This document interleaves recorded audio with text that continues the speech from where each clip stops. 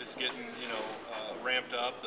The Senate races, the congressional races, everywhere. I just think it's getting close to the election. People realize it's a very important election cycle, and so I think you're going to have people loudly and proudly state their positions and try to make sure that good things happen.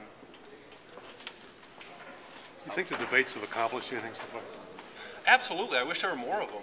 I think that the debates have been good. I wish there was a little bit more opportunity for somewhat longer answers and some back and forth, because I really think that these are really good questions. I think that they deserve substantive answers, and sometimes you get a little crunch, but I would do anything I could to do more debates. Paula and I have actually participated in some additional debates.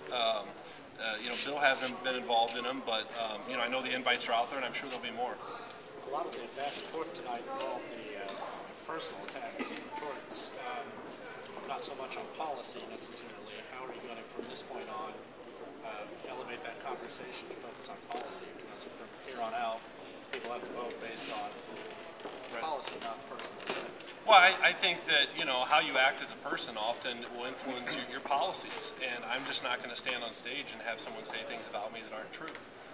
Especially policy-oriented issues that just flat out aren't true, and especially when they know that they're not true. So, we hope it's a positive campaign. We hope it's a very substantive campaign where the meat of the issues can really be fleshed out and we can talk about these things. But, I'm not going to have somebody stand up there and say things that you guys in the media know aren't true. 2 more minutes. I've watched every debate so far, and every time Mr. Enyart has asked you to release your tax returns. Why do you think he's doing that? Is that an underhanded way of showing this hardscrabble district that you're wealthy and may not support your interests? Why do you think he keeps doing that? Bill's big on the personal tax. I'm sure, look, if I supported higher taxes and I supported unpopular programs and I didn't really offer any solutions to bringing jobs back to Southern Illinois, I'd probably be forced to attack my opponent too. But I just have to point out the hypocrisy in the argument.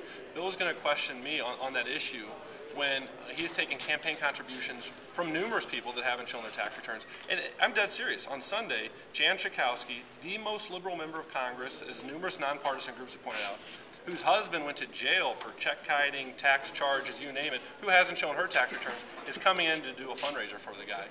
And he's gonna accept those checks, and he's gonna accept those contributions with a smile. And the hypocrisy is overwhelming to me.